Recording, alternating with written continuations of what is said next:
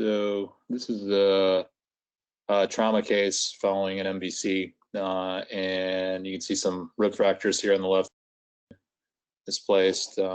There's contusions. So this isn't actually the initial scan. There's initial chest, abdomen, pelvis scan a few days prior to this one. This is just a PE study a few days later, but it shows the abnormality. This one. The interesting thing here is kind of easy to miss on the axials, but if you look at the left ventricle here, there's an abnormal contour right there. This, by the way, is a 19-year-old patient, so there shouldn't be any coronary disease. So it's right there, and then we can reconstruct coronal and sagittal.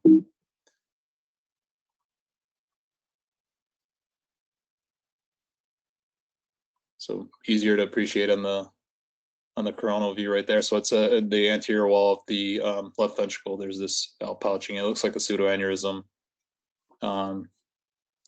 And you can also see it. So this is a post-traumatic pseudoaneurysm of the LV, which is very rare.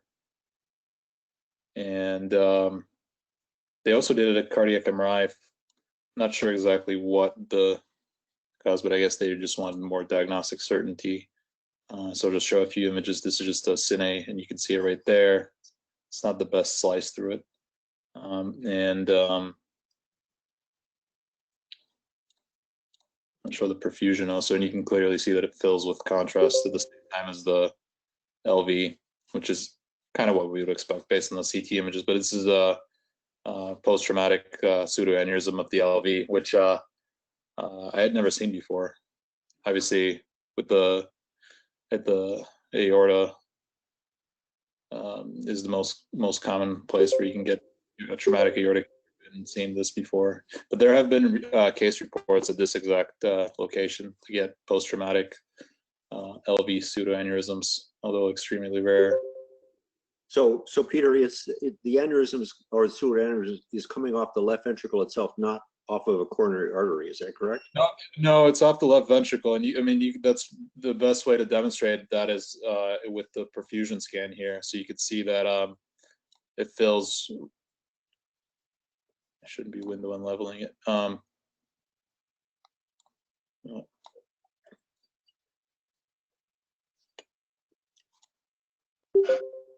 Adjust the window and level.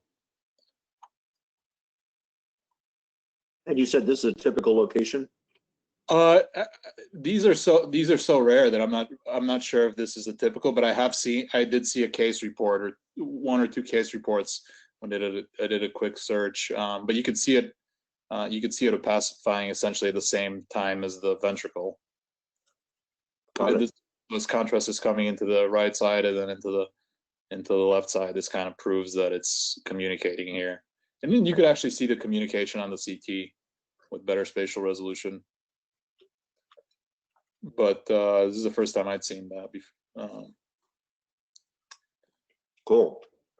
And the other case that I have is just kind of a classic case. We'll start off with the X-ray radiograph. Okay, so left side, first thing to notice is the aortic knob right there. And then looking at the left ventricle, it is on the right side. And then so a few other things to look at here.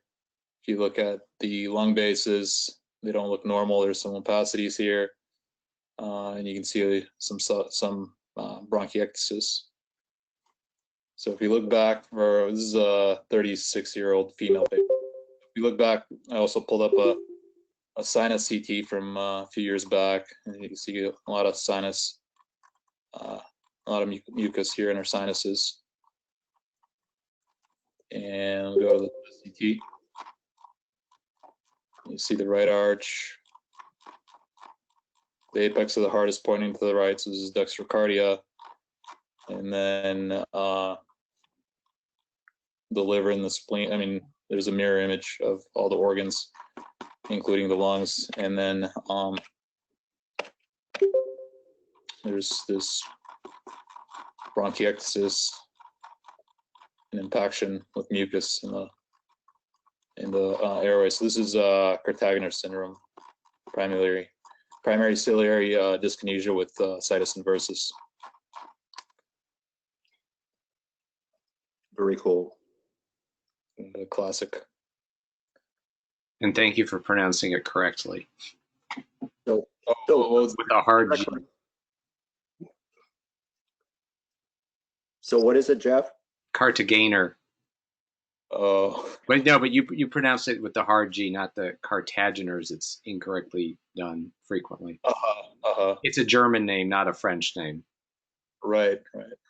That's a really nice example. Was there, I missed it maybe, but was there a family history of I saw this last week and I don't remember. I read through her chart and I don't remember seeing, but I wouldn't be surprised, but I call for sure. Cool. Excellent. That's all I have. Okay. We got So quite a party on today. Peter, do we happen to know whether she has any offspring? I don't remember also. Evidently, the infertility is not as constant as it is for males. Oh, I didn't know that. No.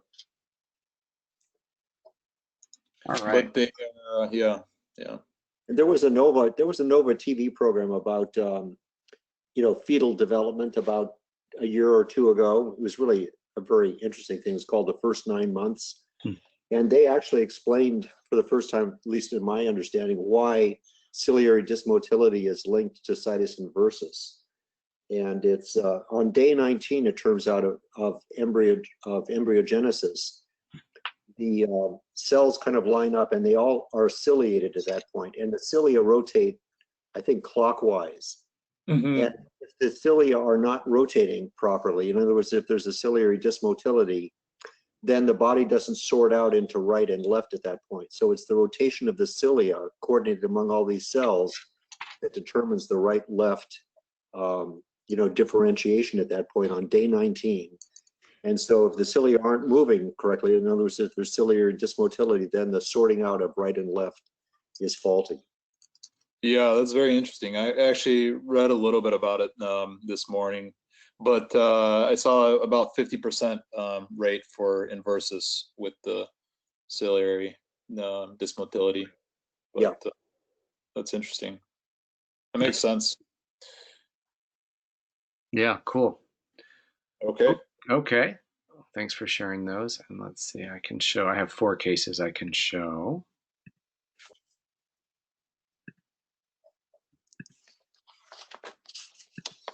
All right.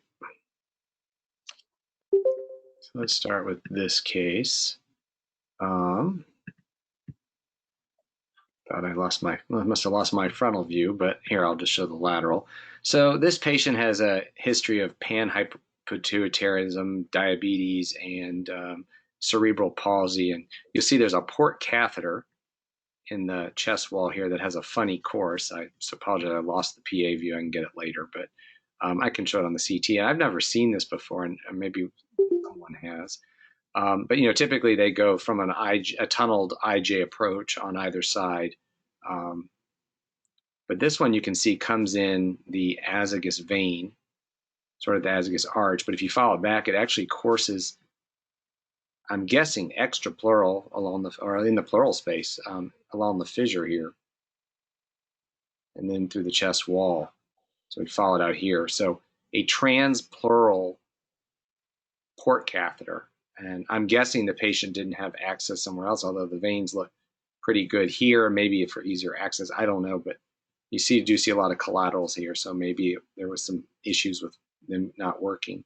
But I don't know, has David or Peter, have you ever seen a port go in that way? I have not.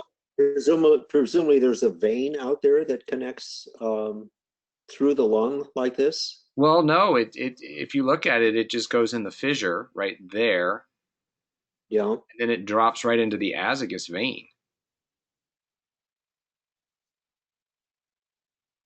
Looks like he's had some kind of surgery here. So I wonder, if they Yeah. ligated the arch of the azygos and put this port in there or something. I didn't have any old history. I tried to figure it out, but Okay. This is bizarre. I've never seen anything like this. I haven't either. I've never seen any systemic veins going through fissures in the lung. Well, I don't think it's I think it's just a catheter. I don't see a vein. I don't think there is a vein. I think that's what I'm saying. I think they passed it like a pleural drain. And then, and I don't know, it must have been put in surgically or something, because I don't know how else you would get this. You couldn't get this in there percutaneously. You know, there's a couple of clips right here. So I think somehow they put it there and they tunneled it through the pleura. Why they went transpleural instead of extrapleural, I have no idea. Excellent. Okay. And then it goes out into the chest wall, and then Yeah. it's not in It's just, recognizable. no, just It's kind of, not in a vessel, is it? Okay. yeah, there's the cannula or the port. I'll put up on a coronal. So I think that's all they did. I think it was surgically implanted into the there's the reservoir, and then there's the catheter, and it just courses through the chest wall musculature, comes around and enters the pleural space, goes through the fissure, and then drops right here into the azygos vein. Okay. This Works. is unique. Right. Yeah. I'll re-download the PA view. I must have somehow forgot to grab it, but it's just bizarre. I've never seen it before. I'm guessing they had access issues, although his mediastinal veins look fine. So, you know, the patient does have developmental issues, so maybe having it in that location made it easier to manage. Maybe it was a twiddler kind of thing where he kept messing with it. I don't know. It was not put in locally, so I don't know. Okay. Here's something I do have an explanation for.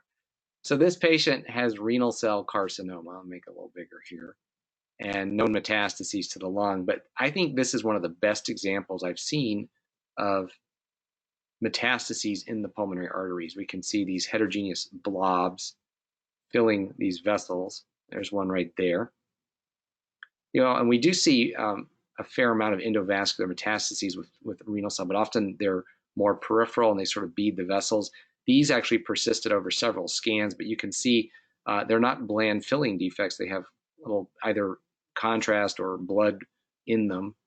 And they've been there for some time, and they're actually slowly growing on a TKI, but you can see them branching here, but they do have sort of low attenuation, and then distend out the vessels. I'll put a lung window on as well. But, you know, renal cell is one of the cancers for sure that has a propensity to have hematologous metastases, but also can either embolize from an IVC thrombus or just metastasize directly to the pulmonary arteries. I'm guessing this was probably a mix of the two. Sometimes they invade the adjacent pulmonary arteries, but given that all of them seem to be endovascular, I would favor them having just metastasized to the endothelium and set up shop there. But this is one of the better examples I've seen of this. So Jeff, if you look sometimes on a coronal, you can see that there's actually is established a blood supply. You can actually see blood vessels running in through the tumor. So it acquires, you know, a vessel supply probably from the arterial wall. So I've seen, you know, contrast in small vessels within the tumor. You know, such a vascular tumor loves to do that. Yeah, this is kind of a late phase because they prioritize to the abdomen to get the dual multi-phase imaging. But I suspect if we did like a bronchial arterial phase, you would see a lot of bronchial arterial hypertrophy going in there, or just maybe, like you said, coming right off the wall. But yeah, I think it's a nice example. And it's important. I mean, these just don't look like bland thrombi. When they're smaller, they look like PE. But as you start getting this sort of heterogeneous appearance to it and clearly some hypervascular portion, I think at that point you consider endovascular mets. I've seen melanoma do it. I've seen, what else have I seen do it? I mean, other ones have done it. I've seen a breast cancer, but renal cell, I think, is the classic one. I guess adrenal cortical too, since it invades the veins as well. Yeah, there you can see some vessels coming off. You wonder if they're heading up the lung. Go back to the axials. See if we can see those. Yeah, the bronchial arteries aren't particularly that large, but they could be coming right off the walls, like you said, if we had a different phase of contrast. Okay, so that's metastatic renal cell with endoarterial metastases. Do you have any mosaicism, Jeff? You know, there was On that one one? area it wasn't, yeah. Let's go get a lung window here. In the right lower lobe, you can see it's a little bit lower attenuation there. The vessels are, and that's where one is. So yeah, there's probably some decreased perfusion distally. If we had either a perfusion, yeah, right there, perfusion scan or dural scan, you might. Yeah, good. Right. Yeah. Okay. This is kind of an interesting case. So this, a pretty good classic case, but you know, in the current time, important differential. So let's see, I forget how old this patient is.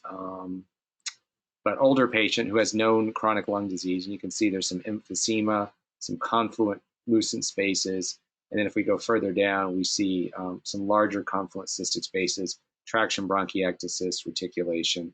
So this is a nice picture of some pulmonary fibrosis and emphysema, and this is those confluent areas, which I like to correlate with what the pathologists call airspace expansion with fibrosis. So you've got this emphysema of the space, and the wall of what's left of it is fibrotic.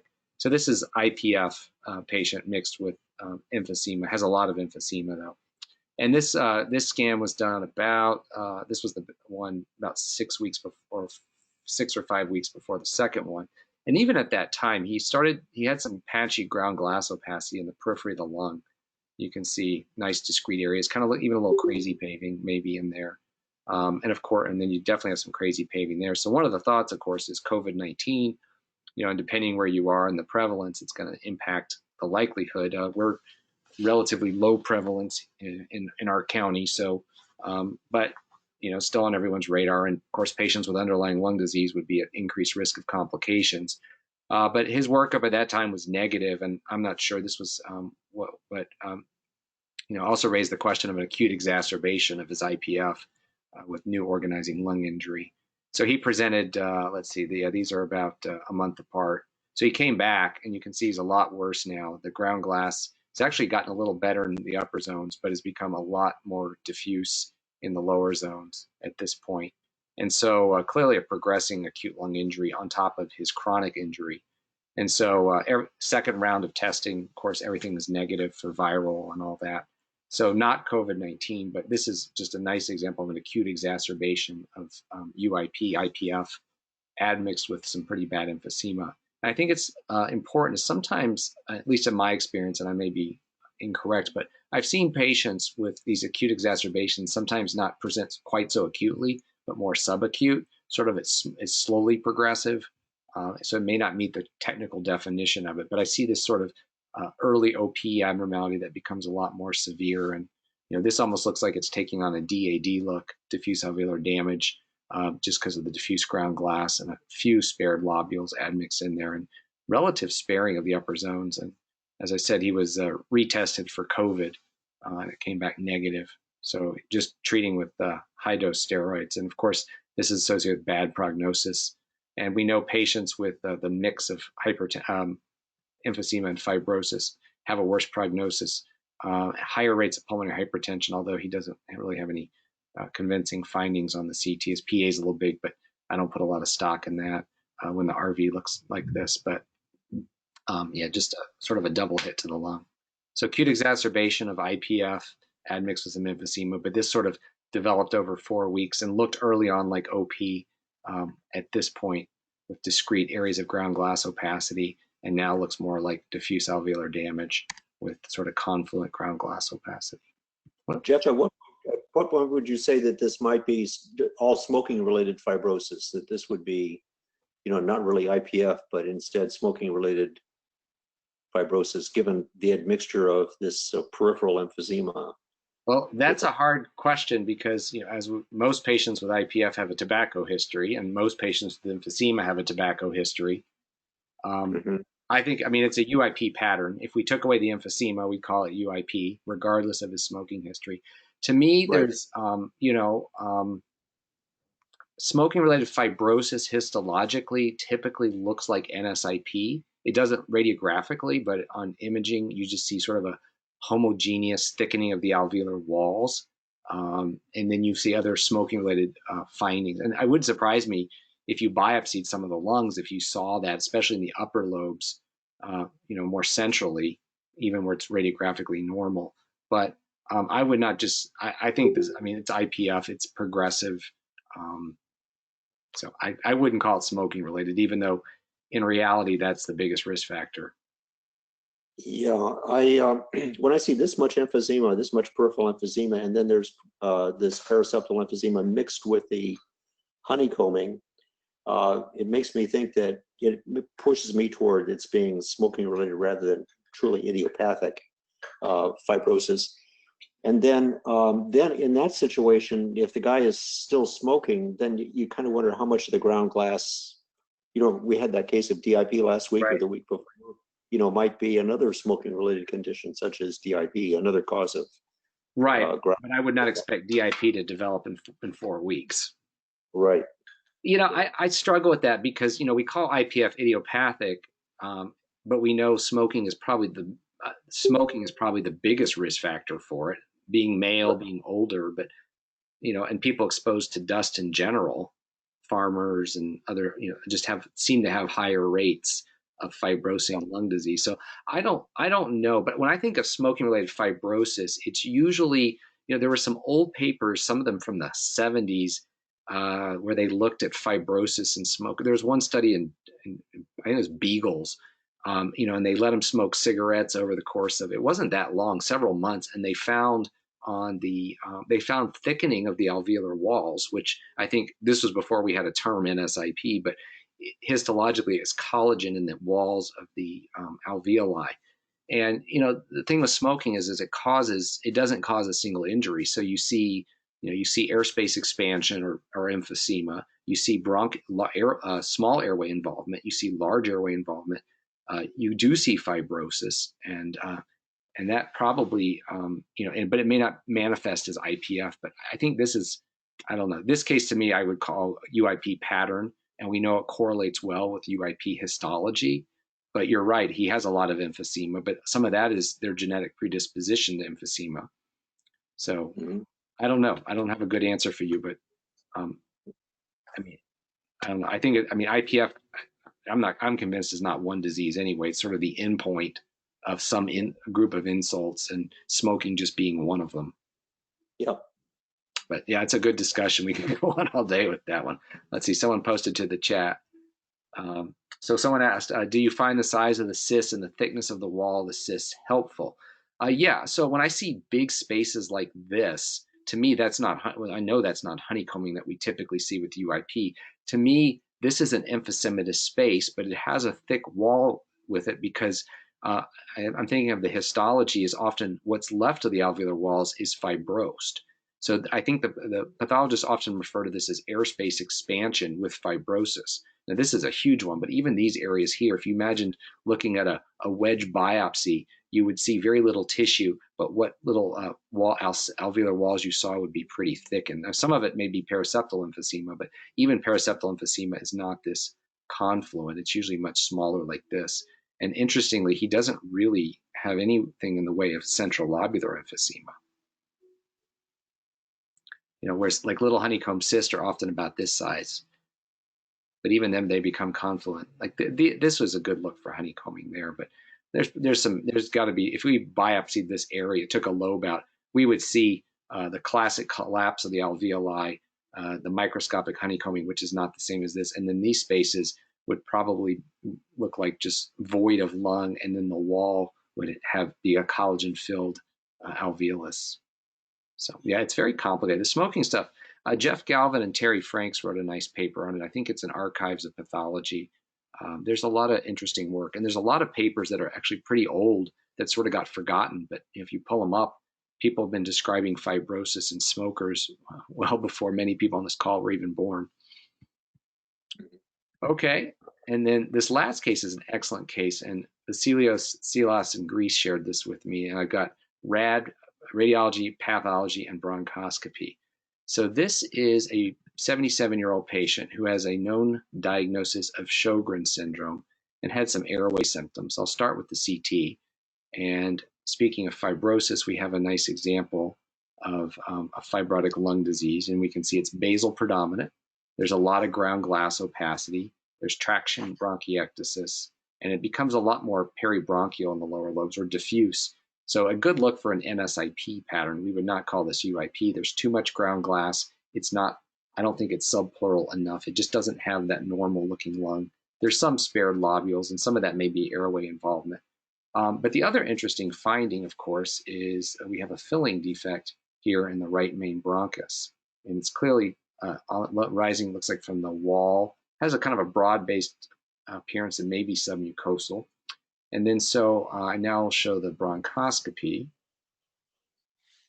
And so, whoops, go back an image here. So we've got, yeah, so there's the lesion right there. And you can see it's got a very smooth margin associated with it. And there it is. Let's see, here's the correlation here. So that's the main carcinoma. So that's the middle lobe bronchus orifice there. So there's the mass, and you can see he put these nice arrows. And then on the left side, we can see the different airways there. And then there's a little lesion right there as well, which is that little filling defect there, just a subtle filling defect there. And so I got a biopsy, and I reviewed the path, and I got legends, so now at least I know what I'm looking at. So this is a CD20 stain here at low power, and CD20 is a B cell marker. So all of these dark things here are marking B cells. So there's a lot of lymphocytes and a lot of B cell lymphocytes. This is a higher power view showing all of these lymphocytes. There may be some crush artifact. I can't tell. They're not nice and round. This is these are light chain stains. This is the kappa and this is the lambda. And this is the purpose of these is to look for clonality, because if you have a mix of plasma and cells and lymphocytes, I'm sorry, I think the plasma cells also stain for CD20, but it's a B cell marker. It implies it's a clonal system, whereas typically you get an expression of both. So the kappa stain here is very positive. All this is staining positive. This is the lambda stain. And so this is kappa restricted. So this is consistent with a lymphoproliferative disorder or a lymphoma. And let me pull up the legends here. Yeah, so plasmacytoid, plasmacytic differentiation, light chain. And I'll pull up the history as well. So we've got, we've got an NSIP pattern, as we got Sjögren syndrome. We've got this nodule here, and then it was submucosal. It's not a cancer. There's a second one, the left main bronchus, which you see in probably more in retrospect. It's easier to see on a bronchoscopy. But this is probably a lymphoma. It's monoclonal, and from the bronchus-associated lymphoid tissue. So it ties all nicely together with Sjögren syndrome. So not all Sjögren syndrome is LIP, but it can be NSIP. I've even seen UIP patterns, but it can cause a fibrosing lung disease. And of course, patients with Sjögren syndrome are at increased risk of B-cell lymphomas in particular. More commonly, we see them in the head and neck, and in this case, it's in the airway. So I've only seen a non-Hodgkin's lymphoma, I think, in the airway once or twice. So this is a really nice example with correlation of bronchoscopy and pathology. So, classically, with Sjögren's, it's a marginal zone. It's called a marginal zone lymphoma. I don't know my lymphomas very well, but I presume that's a B cell lymphoma as well. I think it typically is. I think it has to do with where it is relative to the lymph node or something. Yeah, it's which zone in the lymph node is giving rise to these abnormal cells. So I think that's, I don't know if these are characterized in that way or in this case. I don't know exactly, and I've not. And this was he says it was a marginal B cell. So yes, I've not seen follicular lymphomas in these patients or sort of the more aggressive Burkitt's.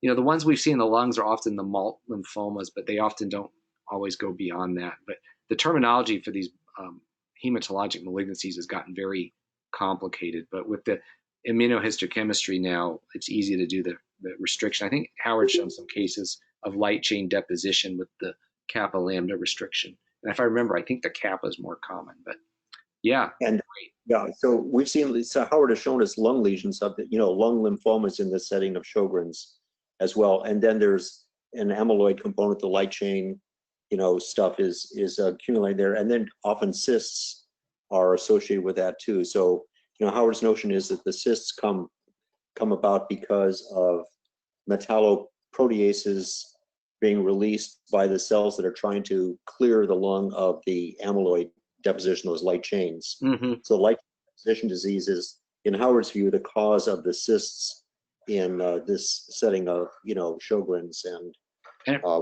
LIP and stuff like that. So the cysts, I think, do come. I think that's a very good explanation for why you get cysts in association with this condition. And you get It's it with really, amyloid too. And I think, yeah, that's, I mean, from in my perspective, light chain deposition disease, LIP, and amyloid all look the same on CT. right. Often, sometimes you get LIP without the cyst, and you get weird looking. I've seen some weird things, but I know there's some pathologists who don't. I think some at the Mayo may not even. One of the videos I watched, they made some passing joke about if you even believe it exists, but just sort of some sort. It's a polyclonal lymphoproliferation, predominantly in the interstitium of the lungs, and of course you can get it around the small airways, in which they call it follicular bronchiolitis. So I think it's this whole spectrum of lymphoproliferation in the lungs, Right. ranging from just a reactive process to a frank malignancy, and that. But it explains why the imaging overlaps so much. Right. Now, what's interesting too with the fibrosis is you don't see that much with Sjögren's, pure primary Sjögren's. I mean, it's been described, but I've seen fibrosis more often where they have a secondary Sjögren's and another connective tissue disease, usually like a mixed connective tissue disease or a scleroderma. But I think this one's just a pure Sjögren's syndrome. And I think we have pretty good autoantibody testing now to tease out a lot of this. And this patient also has some airways disease too. You can see there's some, looks like mucus plugs out there. So it's a great case, and thanks. I love it. Yeah, I like getting all the parts together. Okay, let's go back to our list. I don't know if anyone else joined in the meantime, but that's all I have for this week. We're doing all our cancer imaging catch up, so been bombarded with that. Very good. All right, well, we'll end early today, but thanks everybody for watching, and Howard will be back next week, and hopefully Travis and Seth will as well. Thanks, everybody.